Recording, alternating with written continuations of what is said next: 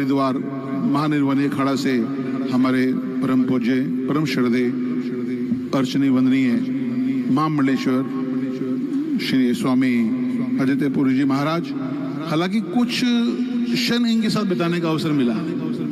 मेरे ख्याल से 3-4 आयोजनों में आपके साथ दास को सौभाग्य प्राप्त हुआ और महापुरुषों में ऐसा एक आकर्षण होता है, ऐसा एक तेज होता है कि वो हर एक के ऊपर कृपा करना चाहते हैं। तो मैं साक्षात मिशन की ओर से उनका हार्दिक अभिनंदन स्वागत सत्कार करता हूं और हमारे परमाध्यक्ष परम पूज्य परम श्रद्धेय श्री स्वामी धर्मानंद जी महाराज जी के एक अनुमति से ऐसा संयोग बना और मनोज जी बने माध्यम।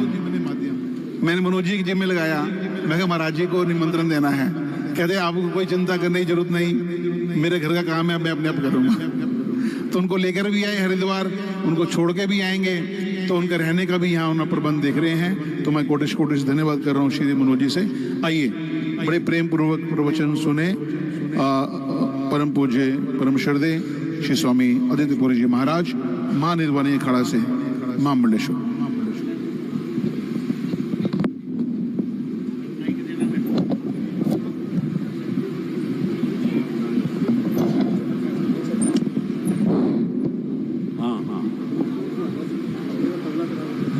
ये कहना है आप बहुत अच्छे हो, जितना शोर डालो बहुत अच्छा।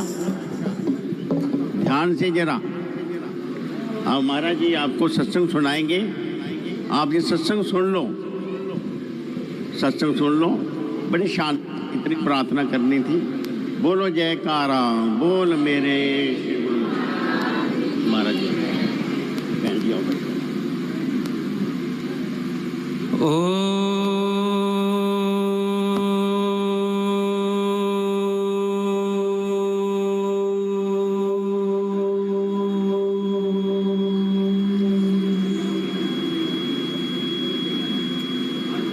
योऽन्तः प्रविश्य मम वाचमिमां प्रसुप्तां सञ्जीवयत्यखिलशक्तिधरः स्वधाम्ना अन्यांश्च हस्तचरणश्रवणत्वगादीन् प्राणान्नमो भगवते पुरुषाय तुभ्यं। प्राणान्नमो भगवते पुरुषाय तुभ्यं।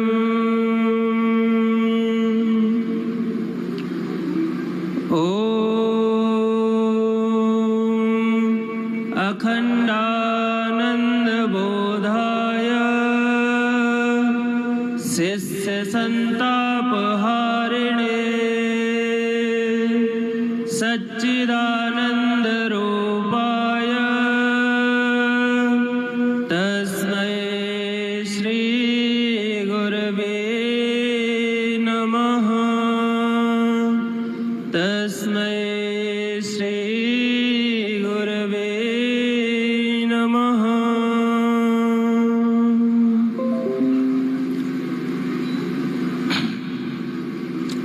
प्रातः स्मरणीय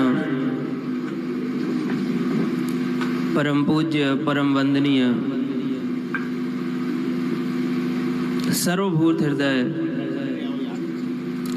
जिन परम पुरुष के प्रकाशोत्सव पर आज हम सभी सम्मिलित रूप से एकीभूत हैं। हम सबके घट घट में विराजमान और जिन्होंने अपने जीवन के सार को समझ करके हम सबको समझाया, ऐसे परम श्रद्धेय सच्चिदानंद स्वरूप श्री सार स्वरूप भगवान, जिनकी दिव्य अध्यक्षता में यह पावन प्रकाशोत्सव हम सब बड़े आनंद से मना रहे हैं। देखिए, आनंद के जो क्षण होते हैं वे बड़ी शीघ्र निकल जाते, पता नहीं चलता। भगवान श्री कृष्ण का भी जब जन्मोत्सव मनाया गया था तो उस समय कहते 6 दिन कब बीत गए पता ही नहीं चला ब्रजवासियों को। और आज बिल्कुल ऐसा ही उत्सव हम देख रहे हैं कि 3 दिन बीत गए और आज हमें ठीक प्रकार से अगर देखें तो यह समय ऐसे गुजरा होगा जैसे हमें पता नहीं चला होगा कब 3 दिन निकल गए। आनंद का जो क्षण होता है वो बड़ी शीघ्र निकलता है। जिनकी अध्यक्षता में ऐसा दिव्य आनंद महोत्सव हम सब मना रहे हैं, बड़े ही सरल सहज संतत्व मूर्ति पूज्य श्रद्धेय प्रातः स्मरणीय श्री स्वामी धर्मानंद जी महाराज, वाकई में संत महापुरुष बड़ी बात को बड़ी सहजता से कह देते हैं। और कल आपने श्रवण किया था, महाराज जी ने कितनी सहजता से सहज रूप से बात कह दी कि कुछ कहने को शेष नहीं है, इतना सब कहा जा चुका है। ऐसे सहज मूर्ति श्री स्वामी जी महाराज, अनंत श्री विभूषित सौत्रिया ब्रह्मनिष्ठा परम पूज्या मंचस्थ विराजमान महामंडलेश्वर माता जी, मंचस्थ विराजमान आत्मस्वरूप संत चरण, श्रद्धेय मनोज भैया, श्रद्धेय श्री रवि मोहन चुंग जी एवं समुपस्थित ममतामयी माताएं बहनें, वृद्धजन बालजन, आप सभी के हृदयों में उन परम पुरुष भगवान का दर्शन करते हुए मैं आप समस्त जनों के चरणों में कोटिसा नमन व वंदन करता हूं। देखिए, ऐसे महापुरुषों का अवतरण क्यों होता है? इन महापुरुषों का अवतरण ही होता है कि ये अपने जीवन के सार को समझ चुके होते हैं, फिर हम सबको समझाने के लिए वे कई प्रकार से विधाओं का निर्माण करते हैं। भगवान का अवतार क्यों होता है? भगवान स्वयं कहते हैं, यदा यदा हि धर्मस्य ग्लानिर्भवति भारत अभ्युत्थानम् अधर्मस्य तदात्मानं सृजाम्यहम् परित्राणाय साधूनां विनाशाय च दुष्कृतां धर्म संस्थापनार्थाय संभवामि युगे युगे। उन परम पुरुष परमात्मा का अवतार होता है धर्म की संस्थापना के लिए। और जब वे परम पुरुष परमात्मा देखते हैं कि पुनः स्थिति हो गई मेरे अवतार लेने के लिए, पुनः स्थिति ऐसी बन रही है कि अब कोई दिव्य शक्ति का प्रादुर्भाव होना चाहिए, तब वे परम पुरुष परमात्मा ही संतों के रूप से अवतार धारण करते हैं, संतों के रूप से आते हैं। जिस समय श्री परीक्षित जी महाराज अपना सब कुछ त्याग करके सुखताल में श्री गंगा जी के किनारे जाकर के बैठे, उस समय उनकी रक्षा के लिए कौन प्रकट हुआ? आप लोगों से पूछ रहा हूं मैं। जब श्री परीक्षित जी महाराज गंगा के तट पर अनशन का व्रत लेकर के बैठ गए, उस समय उनके समक्ष कौन प्रकट हुआ? तत्रा भवद भगवान व्यास पुत्रो यदच्छया गामटमानोऽनपेक्षः। उस समय उनके समक्ष प्रकट हुए साक्षात भगवान, क्या रूप बना करके? संत का रूप बना करके, महापुरुष का रूप बना करके, भगवान सुखदेव के रूप में। और आज हम जिन महापुरुष का अवतरण दिवस मना रहे हैं, वे भी भगवान के रूप में हम सबके समक्ष प्रकट हुए। आप में से कितने लोगों ने पूज्य महाराज श्री के दर्शन किए और उनको सुना? किन लोगों ने, किन किन लोगों ने सुना? अब देखिए, जब श्री पूज्य महाराज श्री को आप सबने सुना और पूज्य महाराज श्री के संकलनों को पढ़ा और उनको सुना, तो अब कुछ मैं आपको सुनाऊं। वस्तुतः ऐसा कुछ शेष नहीं रहा जो सुनाने को रह गया। कुछ ऐसा शेष रह नहीं गया। केवल जो सुना हुआ है हमने पूज्य संत जनों के श्रीमुख से, उसमें केवल निष्ठा कर लें, उसमें केवल श्रद्धा कर लें। वचनम गुरु वाक्येषु, गुरु वाक्य में श्रद्धा हो जाए, जो सुना हुआ है उसमें विश्वास हो जाए। उसमें विश्वास नहीं होता, उसमें वैसी दृढ़ निष्ठा नहीं होती, इसलिए ठीक ठीक फल प्राप्त नहीं होता। देखिए, एक बार भगवान शंकर और माता पार्वती गंगा जी के किनारे भ्रमण कर रहे थे, और जब वे भ्रमण करते हुए निकले तो वहां पर माता पार्वती ने कहा कि भगवान शिव देखो कितने बड़े बड़े भक्त हैं आपके, कितने बड़े बड़े भक्त हैं, गंगा जी में स्नान कर रहे हैं, हर हर महादेव की जयकारा कर रहे हैं, फिर भी इनके दुख दर्द नष्ट नहीं हो रहे, खत्म नहीं हो रहे, कारण क्या है? ये लोग इतने भक्त हृदय हैं, इतनी भक्ति को प्राप्त हैं, फिर भी इन्हें वह फल प्राप्त क्यों नहीं होता? कारण क्या है? भगवान शंकर ने कहा कारण कुछ और नहीं है, ये लोग ठीक से स्नान नहीं कर रहे।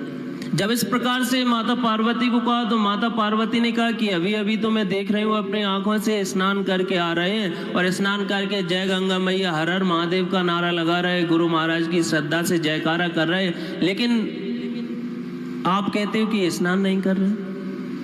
भगवान शंकर ने कहा कि बिल्कुल स्नान नहीं कर रहे। माता पार्वती ने कहा यह रहस्य मुझे समझ में नहीं, आप समझाओ। तो भगवान शंकर ने कहा कि ठीक है चलो हम समझाते हैं। तो उनको समझाने के भगवान शंकर ने एक वृद्ध का स्वरूप बना लिया, और जाकर के वर्षा हुई थी तो एक गड्ढे में जाकर के भगवान शंकर गिर करके बैठ गए, उसी में कीचड़ भरा हुआ था। माता पार्वती ने एक वृद्धा स्त्री का रूप बना लिया।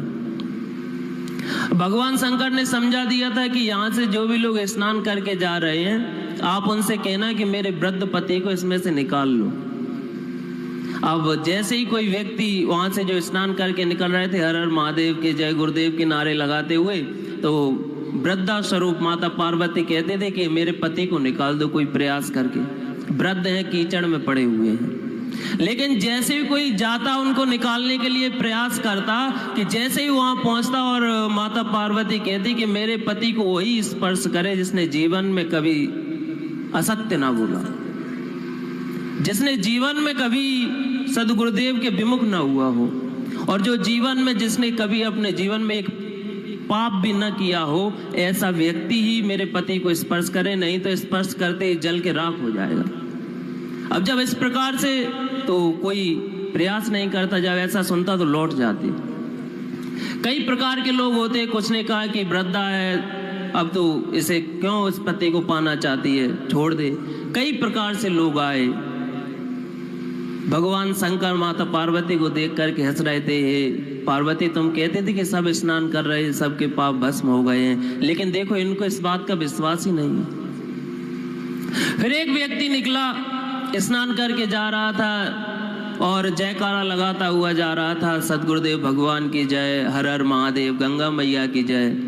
और जैसे ही वो निकला आया तो माता पार्वती वृद्धा स्वरूप में उससे प्रार्थना करने लगी मेरे पति को निकालो। और जैसे ही वो पति को निकालने के लिए प्रयास करता है भगवान शंकर को वृद्ध रूप में, तो माता पार्वती ने वही बात कही कि मेरे पति को वही स्पर्श करे जिसने जीवन में कभी असत्य ना बोला हो, जीवन में कोई पाप ना किया हो। उसने हाथ जोड़ करके कहा कि हे मैया, क्या अभी भी आपको संदेह कि मेरे जीवन में कोई पाप रह गया है? मैं अभी गंगा स्नान करके आया हूँ। गंगा स्नान का तो फल ही है कि गंगा में स्नान करने मात्र से गंगे तब दर्शनात् मुक्ति ही, दर्शन से ही मुक्ति प्राप्ति हो जाती है। उसमें मैं स्नान करके आ रहा हूँ, मेरा कोई पाप कैसे रहा होगा? और जैसे ही उसने यह बात हाथ जोड़ करके कही कि वहां भगवान शंकर और पार्वती अपने दिव्य स्वरूप में प्रकट हो गए कि यह वास्तविक अधिकारी है, यह दर्शन का वास्तविक अधिकारी है, क्योंकि इसे शास्त्र वचन में श्रद्धा है, इसे गुरु वचन में श्रद्धा है, निष्ठा है। और जब तक श्रद्धा नहीं होगी तब तक ज्ञान प्राप्त नहीं होगा, क्योंकि श्रद्धा वाल लभते ज्ञानम। श्रद्धा की फलश्रुति यह है कि जब तक श्रद्धा नहीं होगी तब तक ज्ञान प्राप्त हो ही नहीं सकता। बिना श्रद्धा के ज्ञान नहीं है, श्रद्धा होगी तब ज्ञान होगा। और श्रद्धा कैसी कि जो सदगुरुदेव के मुख से हमने, देखिए गुरुदेव ने हम पर कितनी बड़ी कृपा की है, हम लोग बड़े लाइटली ले लेते हैं इस बात को बड़े समझते नहीं है। हमें कितनी बड़ी चीज दी है सदगुरुदेव ने, कितनी बड़ी चीज दी है। जिन गुरु किया ते जानिया, हम सब तो सदगुरुदेव के चरणों में बैठे हुए जो गुरु करते हैं, हम सब तो इस बात को जानते हैं कि गुरुदेव ने हमें नाम दान दिया है, गुरुदेव ने हमें नाम दिया है, और वह ऐसा नाम दिया है चहु जुग चहु श्रुति नाम प्रभाऊ, कलि विशेष नहीं आन उपाऊ। चारों जुगों में, चारों श्रुतियों में अर्थात चारों वेदों में जिसका अतुलनीय प्रभाव है।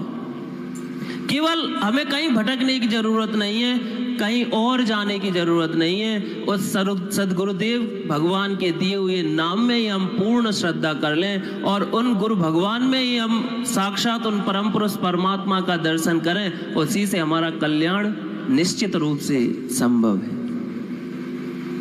और भक्ति वैसे भी अव्यभिचार नहीं होनी चाहिए।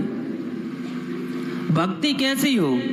भक्ति हो एक ही साधे सब सदे, सब साधे सब जाए।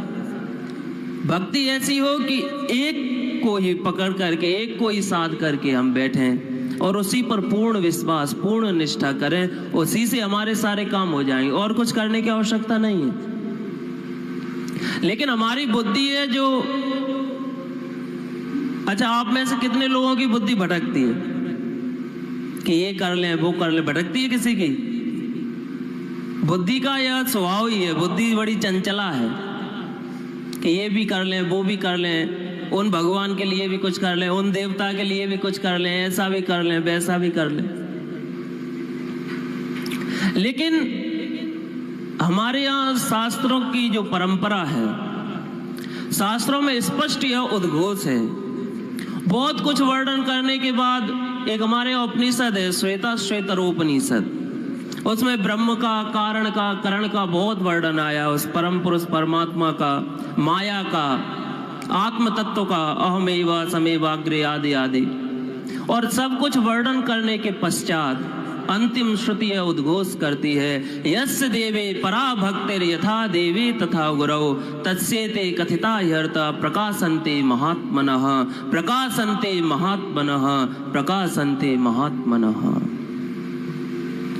जो जिज्ञासु जन हैं, जो उस परम पुरुष परमात्मा को प्राप्त करना चाहते हैं, वास्तविकता में जिज्ञासु हैं, उनके लिए केवल इतना ही है कि वे जैसी श्रद्धा उस भगवान में रखते हैं वैसी श्रद्धा उन सदगुरुदेव के चरणों में रख लें, वैसी श्रद्धा उन गुरुदेव के स्वरूप में रख लें, उनके चरणों में रख लें। ऐसे जो महापुरुष हैं उनके हृदयों में इस ज्ञान का प्रकाश हो सकता है, उनके हृदयों में ही यह ज्ञान का प्रकाश होगा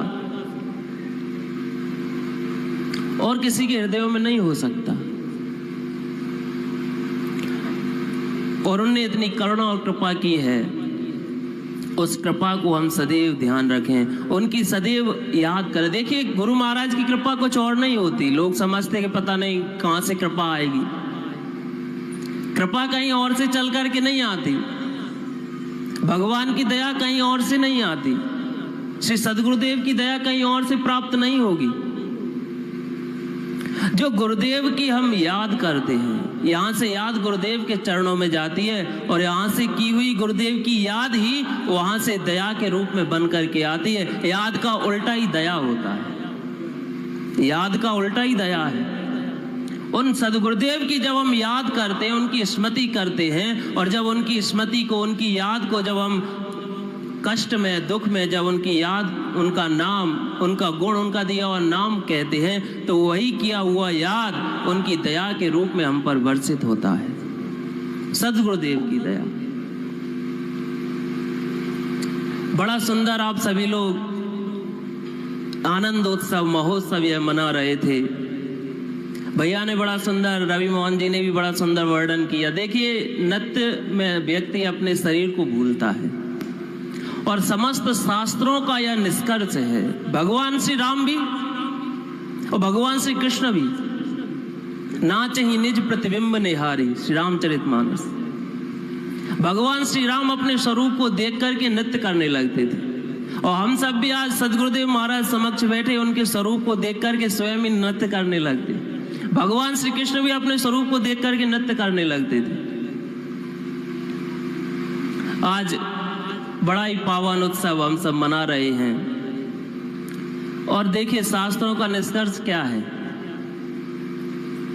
कि हम अपने शरीर को मैं न मान करके और जो परम पुरुष परमात्मा का सत्य चित आनंद स्वरूप है उसे अपना माने। श्रीमद् भागवत महापुराण का तो यह अंतिम उपदेश भगवान सुखदेव राजर्षि परीक्षित को करते हैं कि हे राजन, तेरी जो अंदर ही अंदर यह वृत्ति बनी हुई है कि 7 दिवस में आकर के कोई सर्प आएगा और तुझे ढसेगा, इस वृत्ति का त्याग कर दे। त्वम तो राजन मरिष्यति पशु बुद्धि में माम जही। यह जो पशु बुद्धि है, इस पशु बुद्धि का त्याग कर दे कि तू मरेगा, क्योंकि जो मरेगा वो तू है नहीं और जो तू है वो कभी मर नहीं सकता। यह सदगुरुदेव का ज्ञान है। वे सदगुरुदेव कहीं गए नहीं है, कहीं नहीं गए। वे सदैव हमारे हृदयों में विराजमान है कि नहीं है? किन किन के हृदयों में विराजमान है?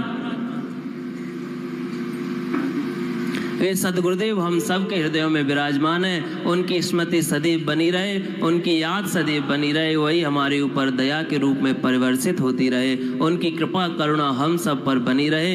इन्हीं शब्दों के साथ श्री सदगुरुदेव भगवान के चरणों में मैं कोटिशः नमन व वंदन करता हूँ। उनकी कृपा हम सबको प्राप्त हो। आइए बड़ी श्रद्धा और भक्ति के साथ में उन्हें अपने हृदय में ध्यान करके प्रणाम करें, वंदन करें, नमन करें।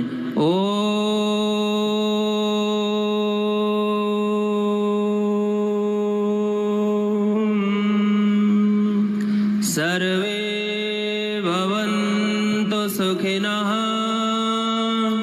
सर्वे सन्तु निरामयाः, सर्वे भद्राणि पश्यन्तु, मा कश्चित् दुःखभाग् भवेत्। ॐ शान्तिः शान्तिः शान्तिः। आप सबके चरणों में कोटिशः नमन वंदन। शांति शांति शांति। अभी महाराज श्री ने बहुत सुंदर हमें सूत्र जीवन यापन का दिया, भक्ति मार्ग का, वेदांत के नियम और धर्म का आचरण किस प्रकार से हो, बहुत सुंदर उसकी व्याख्या की है। और ऐसे जो सूत्र होते हैं वो मानो पूरा का पूरा सागर गागड़ में उड़ेल देते हैं। बहुत ही चंद शब्दों में उन्होंने जो गहन विवेचन की है आत्म तत्व का, वो परम सराहनीय है। और सदैव हमें स्मरण रहेगा कि हमें आपका ये पावन सत्संग, आपका पावन दर्शन जो है उपलब्ध हुआ आप ही कृपा से। और हजूर गुरुदेव द्वारा लिखित एक वाक्य है, मेरे को स्मरण हो रहा था। सतगुरु ऐसा हजूर ने लिखा है अपने लिखने से, जब उनको अपने गुरु के प्रथम दर्शन हुए तो उन्होंने ये लिखा, सतगुरु ऐसा भेद बताया, आया नजर निराला, धागे मन के बाजो अंदर, दम दम फिरदी माला, तिलक निशानी त्रिकुटी अंदर, डिठा खास उजाला, दासन दास दया गुरु कीती, बुटिया यम का पाला, मुर्शिद नजर मेहर दी कीती, दिता प्रेम प्याला, पिंदिया सारी आ गई मस्ती, हो गया साफ दिल काला, 14 दबक डिठे दिल अंदर, भर गया नूर उजाला, बुल्ले नूर रब अंदरों मिलिया, टूटिया कुफर दा ताला। तो हमारे मध्य में सतगुरु नगर से परम पूज्य परम श्रद्धेय संत ध्यान योग ध्यान जी महाराज यहाँ विराजमान है। उनसे प्रार्थना है कि एक भजन प्रस्तुत करें।